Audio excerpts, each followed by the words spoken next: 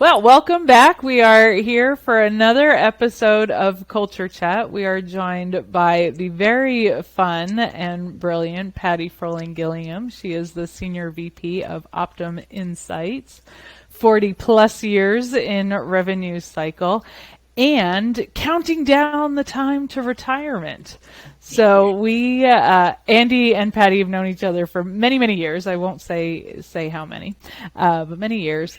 And we wanted to chat with Pattie about the importance of succession planning as she is moving into the next chapter of her life and knowing how important setting her team up for success upon her departure is. So welcome, Pattie. Thanks for joining us. Well, thank you for having me. I'm very excited to be here, especially chatting with my lovely dear friend who I love more than life. So this is really an honor to be in this room with both of you, to be honest with you. Thank you. Thanks, Pat. So, Andy, tell us about succession planning. Tee us up here. Why is this so important for us to be thinking about? Well, I'd actually love to ask Pattie that question, and mainly because since I've known Pattie, which it has been quite a few years, and across a couple of different organizations, Pattie has always emphasized, even when it wasn't supported culturally in the organization, Pattie has always had a very clear plan for her entire organization. So not even just who was going to succeed her, but her leaders and their succession plan, how you move supervisors, what happens with frontline staff and where their career trajectory goes. And so I think Pattie's the perfect person to talk about why we need it, the success of it, and kind of also what we see when it's not happening is we could see other departments that struggled a little bit because they hadn't prepared for this. So Pattie, give us kind of your insight on succession planning and why it's important. This is a passion for me, and everything that I do is always based on passion. I love what I do, and that's why this is a topic that some people are intimidated by because they think somebody is going to take their job. And that's why succession planning is not at the forefront of probably any leaders. It should be, but it's not at the forefront with the leadership because they're so afraid that that next person is going to take their job, especially as you grow, right, in your position. Somebody else comes in with a different idea or somebody else comes in with a different spin on things that you've been doing the same way for a long time. I personally will never look at that. And I preach to all of my leaders, don't ever look at it that way.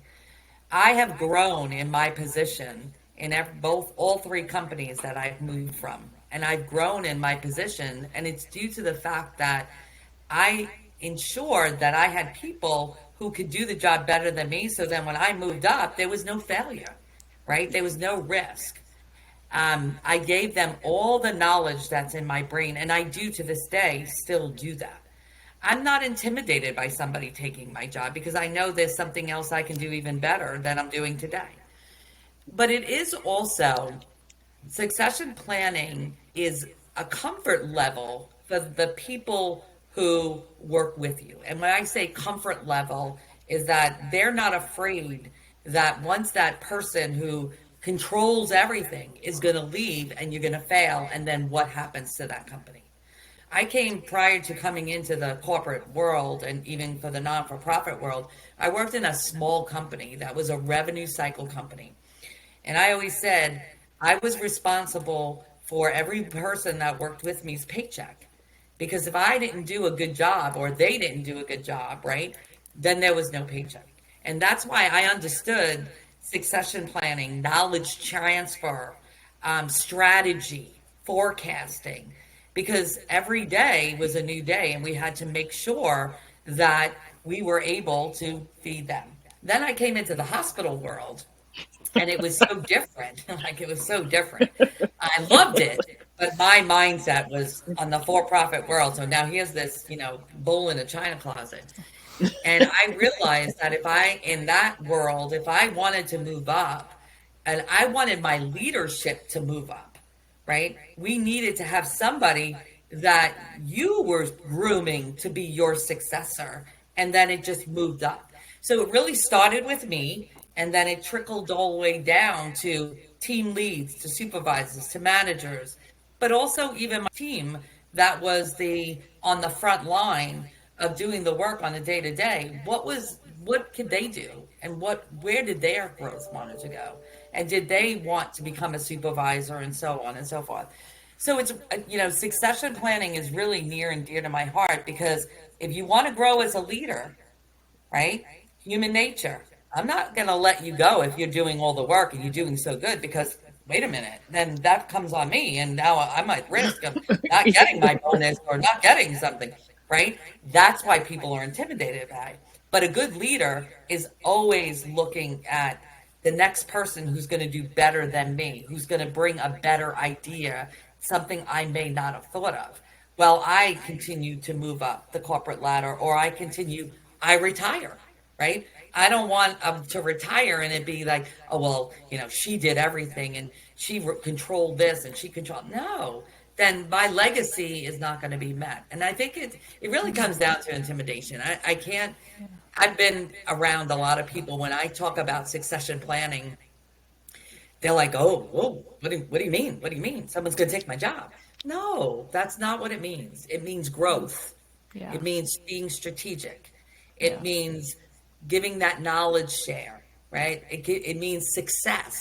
It means employee engagement, right? Yeah. Because if the employees know that they can count on all the leaders to drive success, they will continue to be motivated to do a better job. Yeah. So that's why it's No, really near and dear to my heart. yeah, I love that. I mean, everything you're saying just is so spot on. And this mindset, fear being a big driver. And I think you just touched on it. Like, why? Why should leaders care? Why should they listen? Because changing your mindset is difficult, especially when fear is the driver. Because yeah, we hear that all the time. Like, you're going to take my job, or where am I going? And it's like, well, you're growing to the next thing. That's where you're going. And success is about engagement. People are more engaged. And it doesn't have to be today. Nobody's saying you're taking my job today. We're knowledge sharing. We're bringing the ideas to the table. When you know what I know, then you can be innovative, and we can have more of a collective and higher level conversation, more of that strategic conversation, because I'm not hoarding the information. But that is hard. Like, so how do you help people see that? Well, if a lot of my and I learned a lot. I learned a lot from Andy as well. So I don't Me want to too. take that away. But the way I approach succession planning with all of my leaders and skip level leaders is that, you're in the beginning of your path.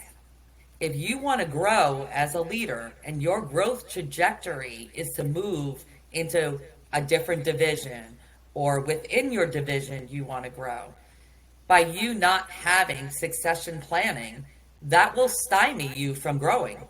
Because again, especially on this side of the fence, right? When you're in revenue cycle, it's all around the finances. It's all around the dollars that are being brought in. It's about the relationships that you build. It's who you know, right? People trust. It's trust. It's that responsibility. It's the accountability. All of that comes into play. No one wants to see you go, right? Because they don't have a comfort level with you. So I preach that to all of my team members, that succession planning is at the front, should be at the front and foremost. So when I finish our meeting here, I'm going to have a meeting with my own leaders, and we're going to continue down this path of succession planning. So that's how I preach it, but it starts with me, right? So I can say who's going to be my successor. Yeah. And then once they see that I'm not intimidated by the fact of saying I have a succession plan in place, then I think it gives them a comfort level to say, wow, if she can do it, then I think I can do it, right? Yeah. Yeah. What it also helps is, again, in that employee motivation, and you said it, right? The retention of employees, because just because that leader's going to go, everybody's not going to jump ship because, oh my God, what's going to happen? So employee retention is a big part of that. The success of me as a leader is not me, right? And it's not my direct reports, and sometimes it's not your skip level leaders either. It's the people who are doing the work day to day, Yeah. right? They're the ones who know everything that's going on. If they are not comfortable and we have a high attrition rate, then we're going to fail. So that's Right. why this succession from top all the way down is so important. So important for every. It's I don't care what type of company it is. It could be a Starbucks. It could be a That's right. Fortune 500. Totally. Succession planning has to be at the forefront. And it feels like sometimes this has so much more to do with scarcity. If I plan for the next person, am I going to have a thing?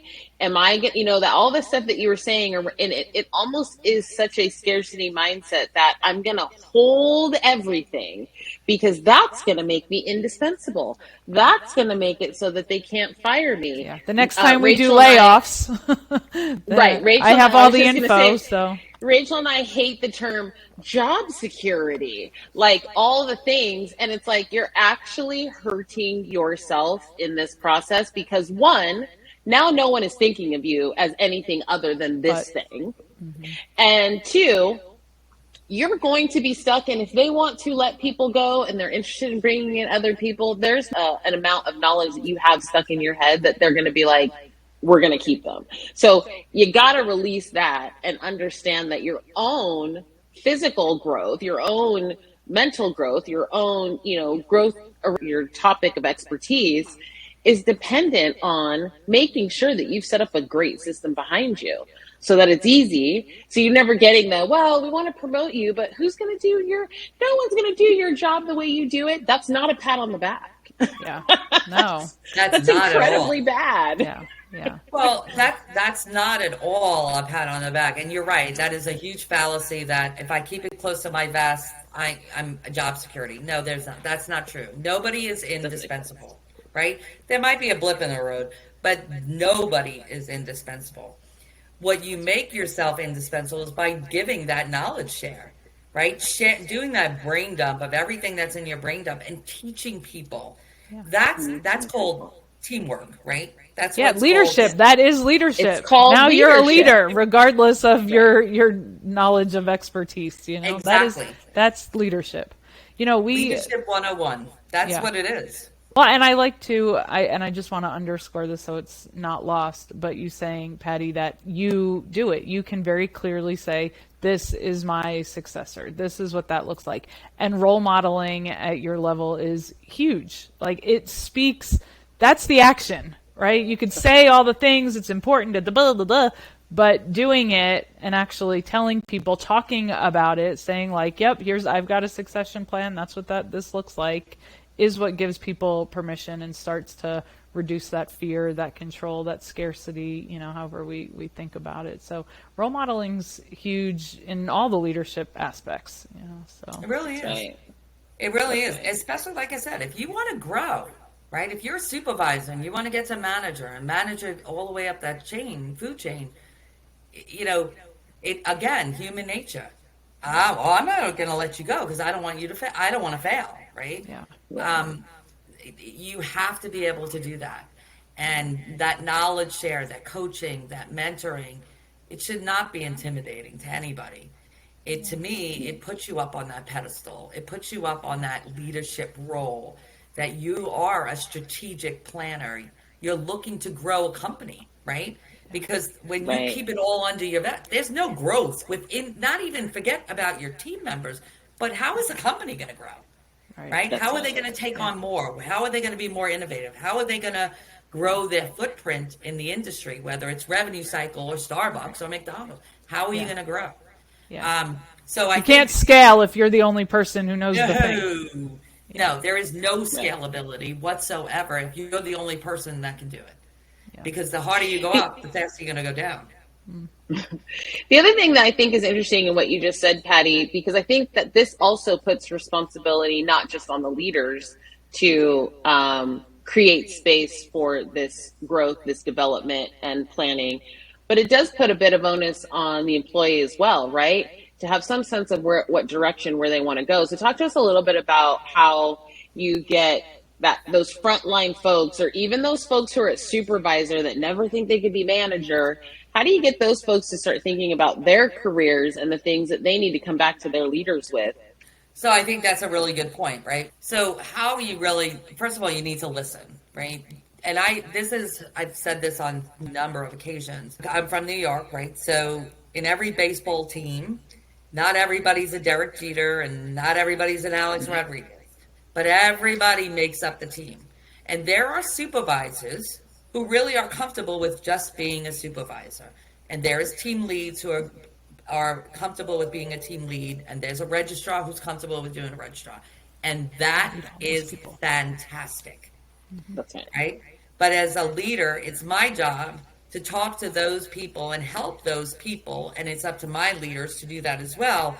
Those team members who want to grow and understand what their growth is. But also you got to be very open and honest with them, because if they're going down a path of failure, then you have to be able to really identify where their failure points are, but also be able to communicate that, right? You don't want somebody's growth trajectory for them to go in and you're setting them up to fail. So right, because they will fail and you know it, and that's not a good leader either. So having crucial conversations and be able to be upfront and honest is really, and it's a difficult conversation, right? Somebody who truly sure, nobody wants to be called out when they think they're the cat's meow, and you're like, hey, yeah, but here's your gap, and this one too, by the way. Right. So those are the difficult ones. So it's listening, it's guiding them, right, to the right career path, but also making sure they realize that, you can't jump ship every year because you want to go from manager to, supervisor to manager to director to VP, right? Yeah. There's got to be a timeline where you stay in a position for a couple of years. Yeah. You got to learn. There's a lot to learn. You can't learn all the things in a year. We don't even have a cycle in a year, like there's too much to learn. There is a level of impatience, but with that too, I think having these types of conversations, back to what you said before, brings that engagement. People know you're investing in them. You are committed to them. They are committed to the growth. And it's not every year we need the next shiny object, because that's not the way either. You just can't possibly absorb all the things. No, you can't. And the other thing that I've coached people to take lateral positions, come out of your comfort zone. Yeah. So if you're a manager in functional spot. one area, go take a lateral position in another area. Now you're broadening your knowledge base, right? Mm-hmm. So I've encouraged a lot of people to do that in my prior life and in my now life. I still coach quite a number of people from my past, but I've really pushed them to do that. And then they'll come back, and then they'll move up that because they've just broadened their knowledge base, and they can look at things very differently. And that to me also is key to a leader and in the succession planning, right? Is to make sure that you're not stymieing them in one piece, because that's what makes you look better, right? Yeah, that's right. Because it's not really about me, right? It's not all about me as much as I would love it to be. It's not. It's about them and me as a leader to coach them across everything. All lines of business, whatever business that you're in. So that's another thing that is intimidating, right? When you push somebody to a lateral position. Yeah, out of their comfort zone too. Yeah. Mm-hmm. Well, taking them out of their comfort zone, but then I've had my senior leaders say, I can't believe you let her go, and that's not even a position yeah, but they'll come back, and they come back with a different twist on what you're doing. Yeah. And right, totally. So, and that's not just the functional knowledge too. It's the working with other people that are not the same as where they grew up or where they had, maybe it's the same organization, but every department has different nuance and culture and folks that they bring in. So, well, and this is such a great way to take a person who's happy in their space. Maybe I don't want to necessarily move up. I don't want to manage more people. I don't want to do those things. But still a way to help them grow in their career, because now we're learning, as you guys have all mentioned, other departments, how to work with other systems, all the things. And it's still a great way to think about team development, succession, in the sense that, okay, we're going to have these utility people who have these skill sets across the board, and how do we use them in the right way? But I think ultimately I was saying, it really is such a great tool to continue to grow and develop people who aren't necessarily interested in moving up. So I think a lot of times we always think, oh, someone wants to be a manager, but you're right, they don't. Not everybody does. But it doesn't mean you should just stick them in a closet and they become stagnant in the one little job they're good at. Yeah. Totally agree. Totally agree. And that's where your coaching style has to change, right? You're coaching them in a different fashion. And especially also too, to piggyback on when a person takes a lateral move, even if it's out of their comfort zone, it's in a different department, that opens doors, right? From a relationship perspective. Totally. And part of, a leader and being successful is relationship building, learning from other people, but that relationship, because you never know where your paths are going to cross. 100%. Right? In life or in your job or when you're going to need that person. So I think that's also a piece of when you come out and you take lateral position. I think that's really a key component of it as well, is the relationship. And it should be celebrated too, right? It should be celebrated like the promotion up. That's the other thing is I think, I mean, I can tell you, I just had when you said lateral initially, I had like a little visceral reaction of like, how would you do that? Lateral? Why would I make a lateral move? Are you going to give me like a little bit more money for that? Like that's coming from the mindset of a person who wants to grow up though. So that, that my mindset's a little bit different. But I think celebrating these lateral moves, again, you become this person who is utility across the board. You have an extensive knowledge base and can really support and help the organization grow. Great things to I think, promote to people, especially in the ones that you just know aren't going to make good leaders, right? And that's probably more of the challenge. So I asked that question out to you. What about these leaders who believe that they should be taking Pattie's position next, but aren't in line for that? How do you manage that aspect? That's very tough to do. That's tough to do, but as a leader, that goes back to your crucial conversations. That's right? The job. That's what it goes back to. That's a tough call when somebody thinks they can take your position that can't. But that's also a supervisor who wants to move to a manager, right? Yeah. Doesn't Next matter year, what level. here. It's the same conversation. Yeah. But it's that transparency, right? And it's also being curious. And why I say being curious is asking the right questions to make them realize they're not the right person. Yeah. It shouldn't come from me. It should come from within them. This is what's needed. How do you see yourself showing up these, with these skills in this avenue? And right. Like, and some of that too is closing the gap, right? Like, okay, here's where we got a gap. Do you want to work on that gap? Is that something you want? Do you see it for yourself? Like you said, people need to see it for themselves. You can't just tell them, they don't buy that, or it breeds resentment or anger or all the other things, right? So making sure that they can see that and have some desire to change, because a lot of people say like, yes, I want to, but they really don't. It's always everybody else's fault why they show up that way. It's always somebody else. So unless you can start to take accountability and ownership for the gaps that you have, it doesn't work. But it also becomes when you're curious and you're asking the right questions, to your point. So what would you do in this situation, or what would you do in that situation? It takes them off of almost like the defensive, right? Because if I'm coming at them and saying, well, you're really just not, you don't have this, you don't have that, you don't have this, you don't I got have some that. feedback. Right. And it could be negative feedback, right? Because you're basically telling them why you're not going to get the job, right? But if you be curious and you let them and play that role where, well, what would you do in this instance? My job is very heavily for this, and what would you do with that? And if it gives them the opportunity to sit and think and go, well, maybe that job's really not the right job for me. Right? Self-awareness is king, right? Queen. Right? It is the foundation. Yeah. You have to pull the self-awareness out. Yeah. No one wants to be told, nobody, including me, doesn't want to be told you can't do something, right? So, but if somebody leads me down that path, then I'll be like, oh, hell no, I can't do that. Yeah. Right? Or I can't do that today. Right? Like, oh my gosh, I really don't know how to do that. Right. Yeah, for sure. Or I don't ever want to do it. Yeah. So Yeah, which is good to know too, right? Important to know all the stuff we don't want to do as much as the things we do want to do. I do want to go back to when you were talking about, somebody is a great lead and they want to be a lead and stay in that supervisor role or what have you. How the one of the things that came to my mind is I think sometimes we do some self-protecting.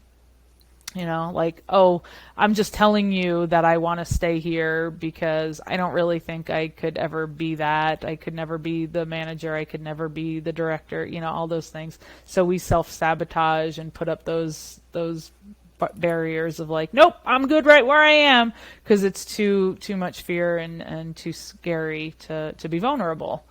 So have you come across that, and what do you do with that? Do you let them be, or do you try and hold the mirror up for them too? And how do you shift on that? So I think the person that wants to stay where they are versus the person who's really just scared to put their toe in the water and grow. But it's going back to being curious. I'm a big why person because I really don't like anybody to tell me no. So I'll be like, well, why? But why? But why? And and it's not a one-time conversation. So you have to invest in it, right? Coaching is an investment. Mentoring is an investment. And sometimes it's just like, wow, I am just, I'm out of talk for today. But it doesn't matter, right? It doesn't matter if you're out of talk because that's your job. You got to talk. You got to talk. So it's really taking the time to really truly believe, is this the position that they want to be in? Or or do they want to grow? COVID hit. I'm a big people person. I love to round. We're shocked. Right. Yeah. Right. Shocked. Right. I love to round. I love to see people's faces. I love to know their name. I take pride in knowing people's name, knowing their things that happen in their lifetime or milestones or stuff like that. So COVID came, and that's tough because I love to watch people's body language because I can course correct on how I'm talking, or am I talking too fast, or am I saying not what they want to hear, right? COVID has hurt that, and sometimes I feel like I can't always connect with people over a television or over a camera. I can't do it as much. The screen, right? Yeah, over the screen. I can't do it as much. So, I do struggle with that, but it doesn't stop me. It doesn't stop me from continuing down that path. The why. And it may take a little longer for me to get to know that person. Yeah. What also you can see a lot, again, when you're on site, you can see a lot of interaction with their team members, right? And how they interact with them. And sometimes that's why people stay where they are, because they are comfortable with they are. They don't want to move up, but they have such a great team with them, and they know they have some succession in that team that can move into other areas, but they like that front line to be that leader so that they can help them grow. So, it's a balance. It really is a balance, but it's also listening, right? Your listening skills have to be really good. Like, I can't multitask as much when I'm coaching somebody because I'm supposed to be listening to them. But that's been a challenge for me, and I've gotten past it, and I still coach my team members, and I still find the time to round though, which is why I travel so much. This is critical right here. What you have just said in this last piece is it in a nutshell, right? We released a blog on performance reviews, and it was probably our most successful blog that like just in terms of people downloading and reading it, because people hate it. People hate performance reviews so much. And the reason people hate performance reviews is it's probably, for most of them, the one time that they're sitting one-on-one with their leader, and now they're hearing about yeah, is it good? Is it bad? I don't know. And nobody wants feedback from a person they don't feel like is invested in them. And so you saying you have to listen and this isn't an overnight process, I think is where every leader that is struggling with any kind of engagement, any kind of productivity, any kind of succession planning, this is where they're struggling, because they're actually not going and having conversations with their team, whether it's their direct reports or anything in the line. And so when you said, you probably saw me freak out a little bit when you said, I like to know people's names. This isn't a joke. This woman, remind me, at Northwell, what was your organization? What was the total number of people, your FTE count? I think it was about 1,300. And let me tell you something. I walked with this lady in a call center. You know how turnover in a call center is just high. It's just one of the, it's the higher attrition places. This woman could walk to each person. How your grandbaby, your daughter had the grandbaby. How's little Becky doing? You got that. How was the wedding? Did you get the present? I mean, and I've got this is chills across the board. When I round with this lady, it's not just fundamental, like I know you work in this space and you work in this space. It is, I know that you just bought a house, and I know that your kid had a baby, and I know that it's the details. And this is how people end up being successful. This is why when Pattie asks someone to do something, she's not struggling through, can I find someone to come in and work on a day that's their day off? Can I find someone to help support this project or this initiative? People are raising their hands. And the key is, not only does she listen, people know she's invested in their overall well-being. That is the fundamentals of leadership right there, right? It's the listening, but it's the actual engagement. People have to know, I'm not sure if we're allowed to curse, I can't remember, but they have to know you give a shit. Like, that is the fundamentals, right? Once people know you give a shit, they'll bend over backwards for you. They'll do anything for you. And that's what Pattie has with a number of her teams, including now. What's your total count here I know Optum's a little bit weird. So my team is, I'm the new clients, like as the new clients come in. So all new clients report into me. So it's probably around 1,400 now, 1,400. Yeah. The difference though, like when I was at Northwell, those hospitals are right here. These across 4 or 5 states, so it is much more still challenging. Trying to get to that point, but it was so easy for me to go to an ED in the middle of the night or whatever the case may be, because it was in the next county, That's right.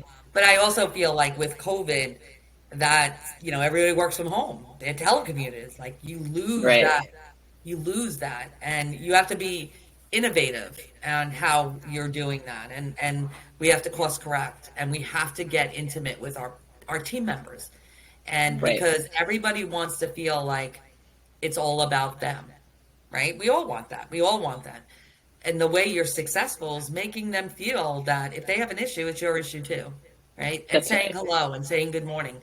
That used to drive me nuts when I would walk in and say good morning.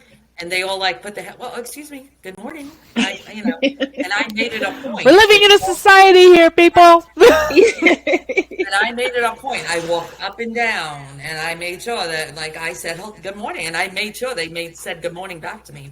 And it would get to a point where if I didn't do that and I didn't walk around the whole building, they were like, "What's wrong? What's wrong?" Here? Yeah. And I'd be like, but this is why the rounding, this is why your regular one-on-ones with direct reports, this is why skip level one-on-ones end up being so critical, particularly in a time like now. We do have to do it via Zoom, but you know what? You get on that first Zoom, it's a little weird. No one's saying anything. Everyone's a little awkward. You get on that second Zoom, it's opened up a little. Now they realize, this leader's going to be here. This isn't like a initiative.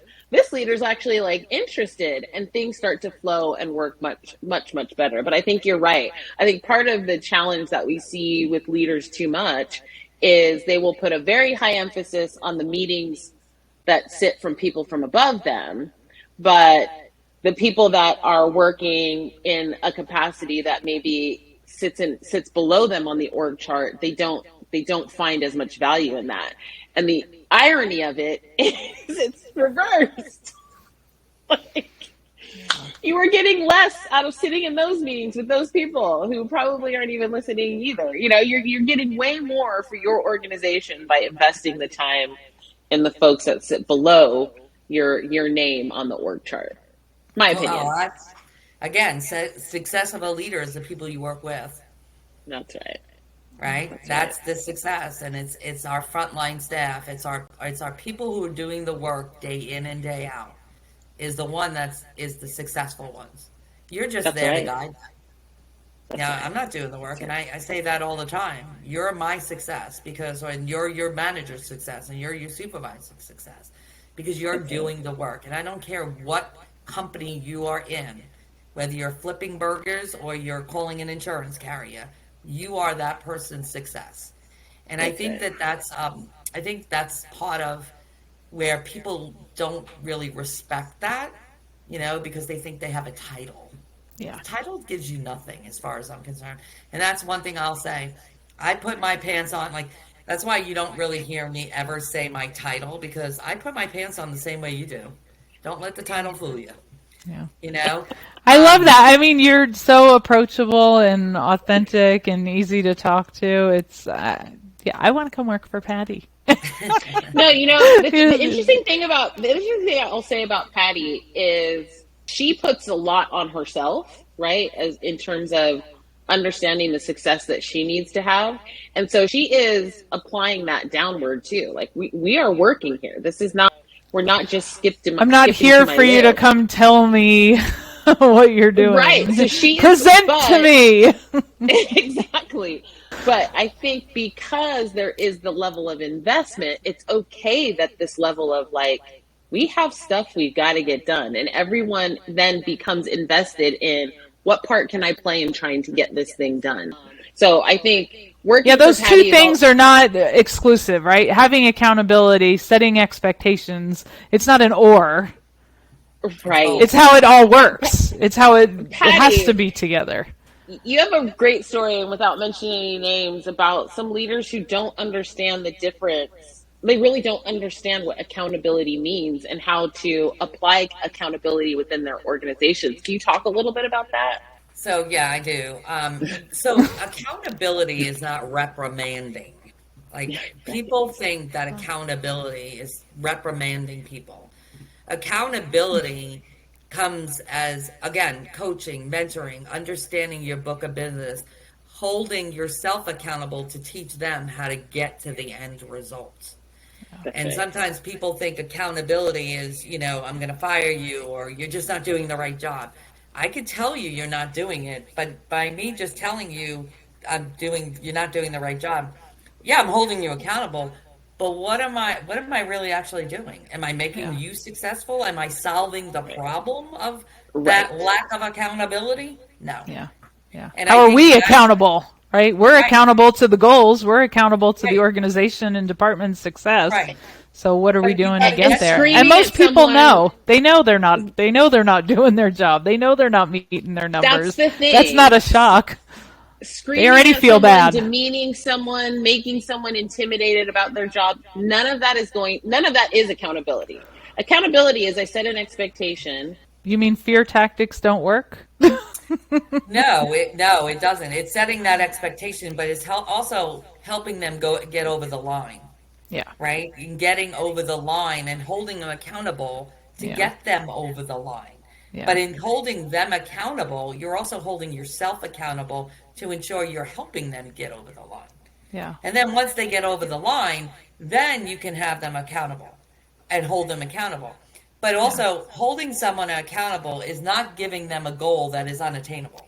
And that's another fallacy too. Like, if you come in and think they're going to boil the ocean, they're going to fail.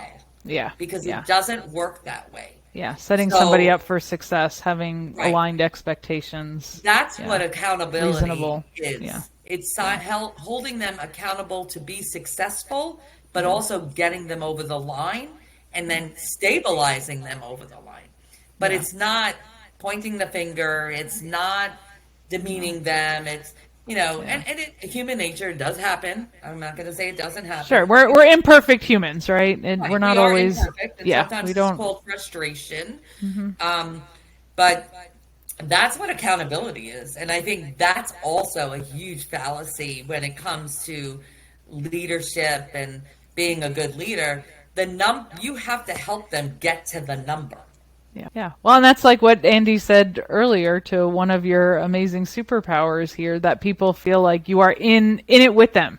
Their issue is your issue. So they're not meeting their numbers. You're there with them to help them get there. It's not like, oh, Yeah. go figure that out. Right. I'll be here You when got come when back you with set your plan on how you're going to fix that. right. When you set the expectation, you then have to also be the person who's going to support them through the barriers that they're inevitably going to run into. And I think that's where a lot of leaders fail, is it's like, and I've heard it with my own ears, like, well, they're the director. They should be, from a VP, they're the director. They should be doing such and such and such and such. And I'm like, Well, they you're can't.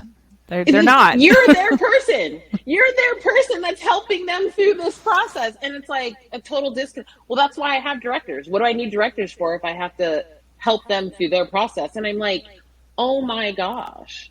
No wonder employee engagement across the country is at 60% or below, right? Like, people, we're not even listening as leaders, that people are raising their hand saying, I'm so unhappy here. Like, I just need a little help from my manager. I just need a little direction from my manager. I just need a little support from my manager. And you have too many managers that are like, pull yourself up by your bootstraps. Like, I figured it out to get here. You do the same. yeah, that kind of mentality. I think I go back to what I said earlier. A title doesn't give you, right? Just because you have a title doesn't mean, and just because someone else has a title, whether it's director, we all have an ability to learn. It doesn't mean we all have the answers. And just because they're a director, or just because they have a title of AVP, they earned it. But that doesn't mean that you stop learning. It doesn't also mean that you are not going to make a mistake, Right. or that you need help and coaching to get over the line. And I think that's why employee engagement scores across the country are where they are, because there's an entitlement because I have a management position. No, Right. no. Your entitlement is to keep it. Your entitlement is to grow. Your entitlement is to make yourself and your team members successful and meet the goals. And how you do it is by knowledge share, by taking yourself out of a comfort zone and doing the work, or giving crucial conversations, or helping people get over the bridge. And I think that's the Accepting your own feedback when your team is telling you stuff. Yeah. right. Sometimes, like when they do the employee engagement scores, we don't all want to hear it. And that's always my mantra, right? You don't want to hear it, but if you don't know, you can't change it. So I don't know what I don't know, and if I don't know it, I can't change it. And that's what I keep saying to everybody. Yeah, I don't want to hear that, oh, you're not doing this for me, or you're not doing that. But it's up to me to change that, right? And you brought something up before too, Andy, about performance reviews. And one of the worst things is that, and that's where 101s come into play, and that's where huddles come into play, and that's where rounding comes into play. You don't use a performance review to tell a person what they're not doing. It should never be a surprise. No. It should never be a surprise. And if it is, then you're in the wrong position as a leader. As a leader has failed. Right. You as a leader have failed. Because it should never be a surprise to somebody who gets a 2. And if it's a surprise to somebody that they got a 2, then shame on you. That's right. That's right. And I'll just bring this sort of full circle, because I think as we talk about leaders and we talk about the leader challenges that I think all of us have seen across the board, and what you experience, I think, Patty, on a day-to-day basis, particularly being a person who goes in and you go into new businesses and start to try and integrate them into your business. I think this is a great example of how people get promoted and have not actually been trained. There's no succession planning for these people that you've now put in leadership positions. We say, oh, they're so technically good at this, or they did this project so good. Now let's have them go oversee 25 people. And shocking that they're terrible at it. Shocking that they don't know.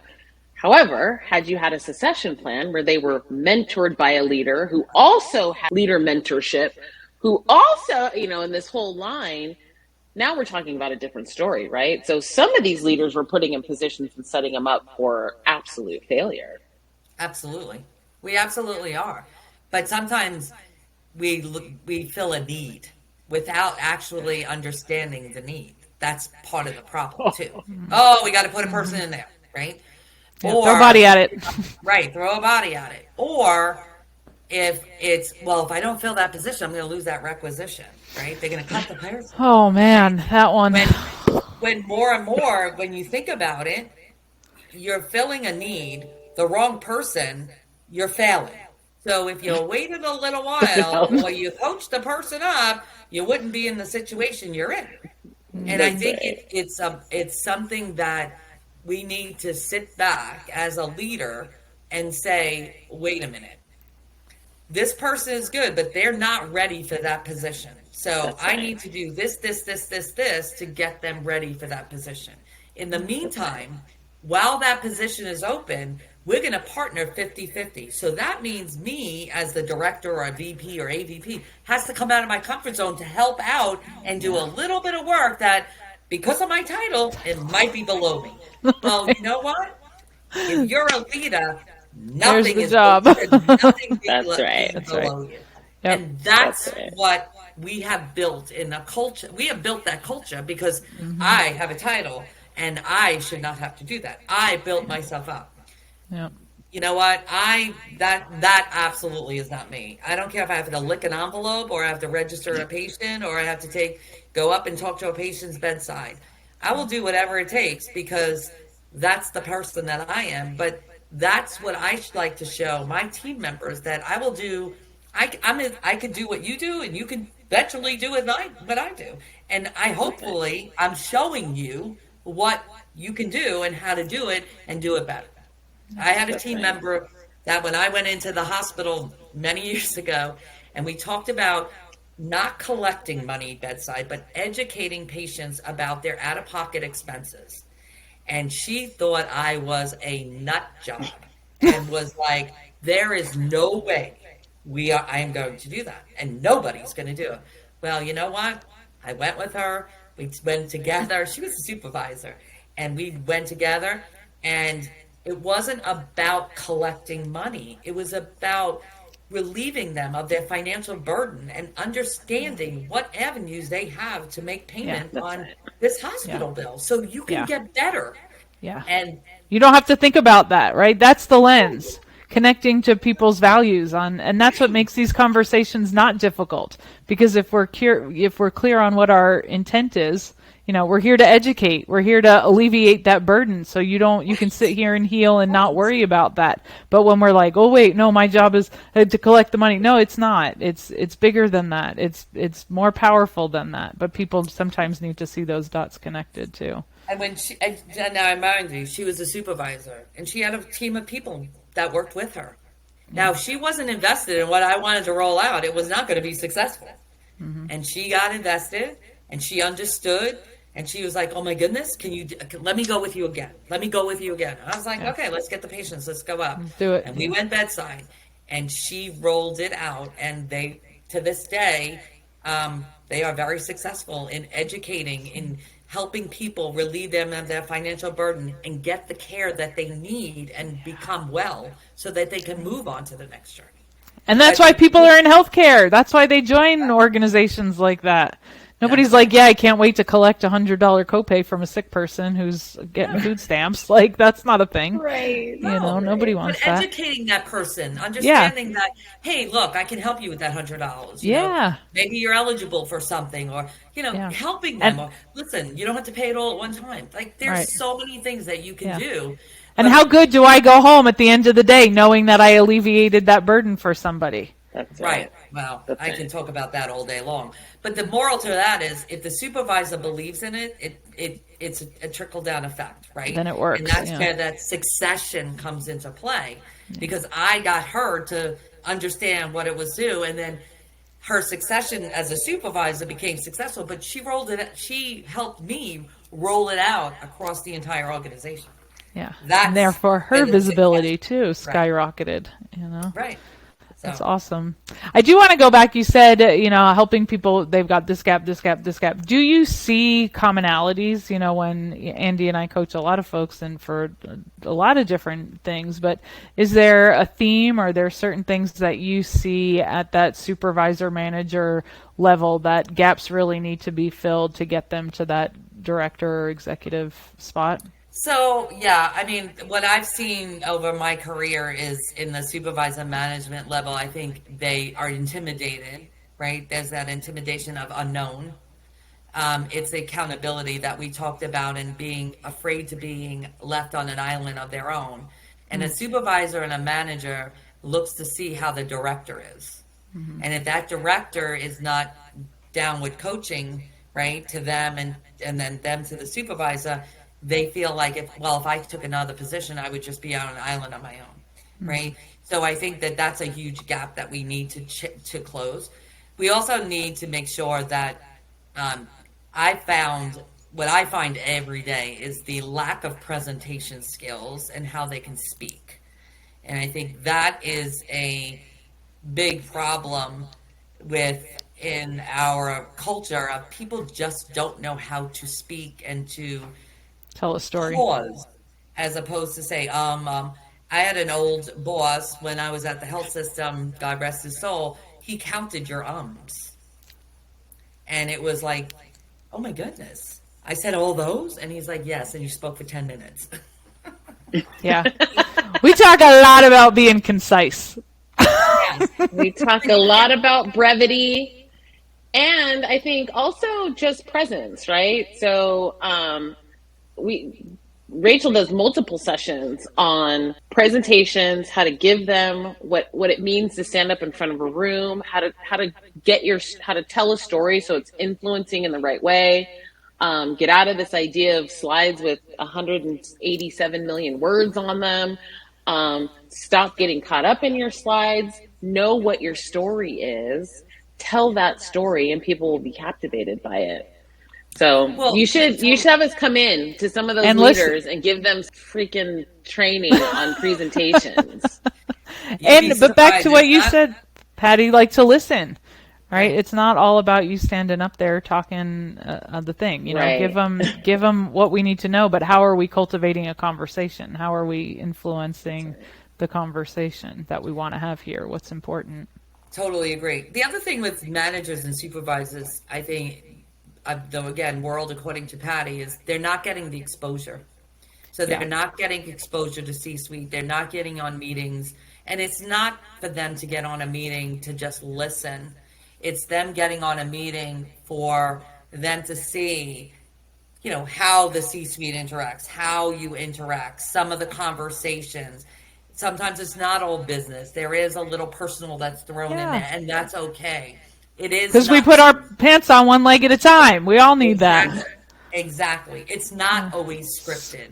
Yeah, so I think we don't give our leaders exposure, and that's something on my roadmap this year too, is to give those leaders exposure, those different grade levels in this world, exposure to coming into a C-suite meeting, being a guest speaker. Yeah. Experience is huge. I mean, there's really only way to get that confidence is to keep doing it.